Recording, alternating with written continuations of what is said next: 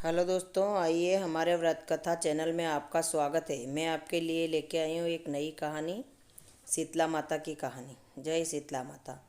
एक नगर में एक राजा रहता था। उसके राज्य में कोई शीतला माता को नहीं पूजता था। तब शीतला माता ने कहा कि मैं धरती पर भ्रमण कर कर आती हूँ, क्यों ये सभी लोग मुझे क्यों नहीं पूजते हैं। एक ऐसा ही राजा का राज है जिसमें हमें कोई नहीं पूजा जाता है। मैं सभी हिंदू धर्म में पूजी जाती हूँ, लेकिन मुझे इस राज्य में नहीं पूजा जाता है। धरती पर भ्रमण करने के लिए शीतला माता और सीली माता दोनों धरती पर आई। तब उसी राज्य में गई तो किसी ने चावल का उबला हुआ पानी शीतला माता के ऊपर डाल दिया, तो किसी ने राबड़ी गरम गरम उनके ऊपर डाल दी, तो किसी ने घोड़े की लात बनाई हुई उनके ऊपर डाल दी। तो शीतला माता के शरीर में फड़फोले हो गए और जलने लगी। तब शीतला माता जलती हुई किसी लोगों की सहायता मांगने लगी। किसी लोगों ने उसे सहायता नहीं दी और जलती हुई शीतला माता पूरी नगरी में घूमती हुई गांव के बाहर गई। तब नगर के बाहर एक कुमारन बैठी थी। उसके पति ने उसे मार पीट कर बाहर निकाल दिया था। तब उसने 2 दिन से भोजन नहीं किया था। बेटी आंगन में रो रही थी। तब कुमारन के पास शीतला माता गई तो उसे देखकर कुमारन दौड़कर आई और पूछने लगी कि बूढ़ी माई, तुम दोनों कौन हो? तुम्हें इसे शरीर में फफोले कैसे हुए हैं और तुम्हें ऐसा किसने जलाया है?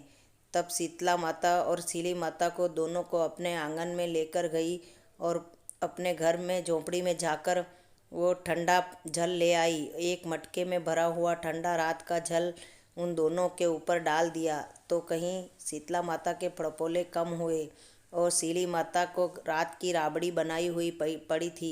3 दिन से उसने भोजन नहीं किया था। वही राबड़ी उस सीली माता को खिला दी। तब कहीं उससे अपने शरीर में आराम मिला और ठंडक मिली। तब उस दोनों ने उसे कहा कि तू इतनी दुखी क्यों है और यहाँ क्यों बैठी है? तब उसने कहा कि मेरे घर में खाने के लिए एक दाना भी नहीं है। इस दरिद्रता के लिए मैं रोती हूँ और रोज़ तड़पती हूँ।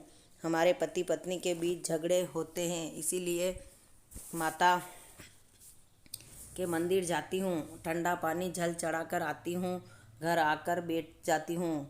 जब खाने के लिए कुछ नहीं होता है तो हम राबड़ी बनाकर खिला देती हूँ। अपने पति और मैं दोनों खाकर सो जाते हैं। मेरे कोई संतान नहीं है, मैं निसंतान हूँ। तब सीली और शीतला माता ने कहा कि मेरे सिर में बहुत जुएँ पड़ रही है, क्या तुम मेरी जुएँ बीन सकती हो? तब कुमारन ने कहा कि हाँ, मुझे तो कोई काम नहीं है, थोड़े बर्तन बना लेती हूँ और मेरा पति नगर में जाता है और बेच कर आ जाता है। दोनों पति पत्नी के पेट का गुजारा भी नहीं होता है और न कोई संतान है। तब शीतला माता और सीली माता के सिर में जुएँ देखने लगी। कुमारन जुएँ देखते देखते उसे एक आँख दिखाई दी। तब वो डर के मारे भाग गई। तब सीली माता ने कहा कि हे बहन, मेरे सिर में जुएँ देख ले। तब सीली माता के सिर में जुएँ देखने लगी तो उसे वो भी वही दिखाई दिया। तब दोनों से डरकर भागने लगी। तुम क्या चमत्कारी जादूगरनियों हो जो मुझे यहाँ डराने आई हो? मैं तो वैसे ही दुखी हूँ। तब उन दोनों ने कहा, हे बहन, तुम मत डर। मैं सीली और शीतला दोनों बहनें हैं। हमें राजा की नगरी के लिए हम यहाँ पर आए हैं कि हम इसी नगरी में पूजा नहीं जाता है, इसीलिए हम इस नगरी में पुजाने के लिए आए हैं। क्या तुम हमारी सहायता कर पाओगे? तब कुमारन ने कहा, हे माता, अगर तू असली में माता है तो हमें दर्शन दो। तब सीली और शीतला अपने असली रूप में आकर कुमारन को दर्शन दिया। तब कुमारन ने हाथ जोड़कर प्रणाम किया और पैरों में लोटन की और कहा, माता, मेरी क्या सहायता चाहिए? तब सीली माता ने कहा कि तुम्हारे मिट्टी के बर्तन में थोड़ा सा पानी भर लो और उसे पूरी तुम्हारी झोपड़ी में छटकाव लगा दो।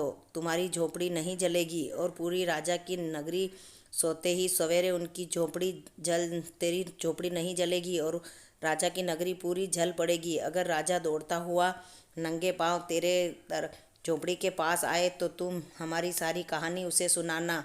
अगर मेरी कहानी सुनकर राजा अगर दयालु हो जाए तो उसे हमारी हमारा परिचय दे देना। तब कुमारन ने माँ के कहे अनुसार ऐसा ही किया। राजा की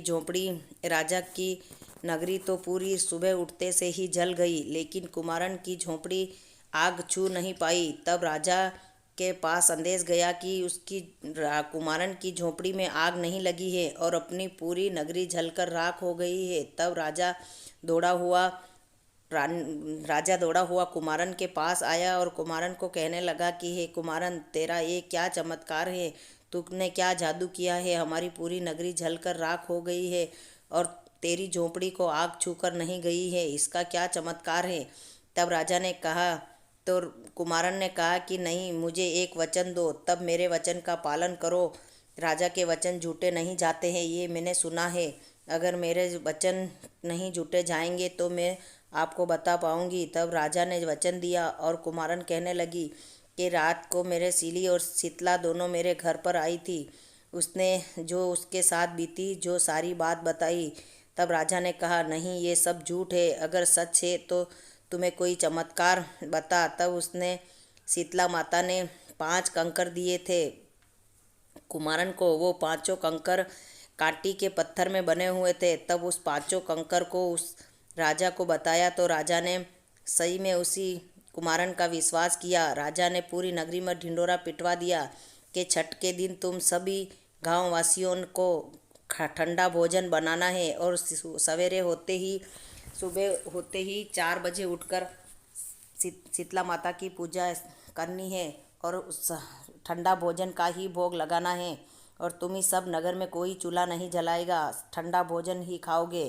राजा ने पूरे नगर में ढिंडोरा पिटवा कर शीतला माता का भव्य मंदिर बनाया और उस कुमारन के हाथों उसने उसी 5 कंकर की स्थापना करी। और सभी गांव वासियों ने, राजा के नगर वासियों ने, सभी ने शीतला माता की पूजा की और शीतला माता के प्रभाव से पूरी नगरी ठंडी हो गई। राजा के नगर में कोई कमी नहीं रही। सभी लोग प्रेम से रहते और शीतला माता की पूजा अर्चना करते। कुमारन के झोंपड़ी की जगह महल बन गया।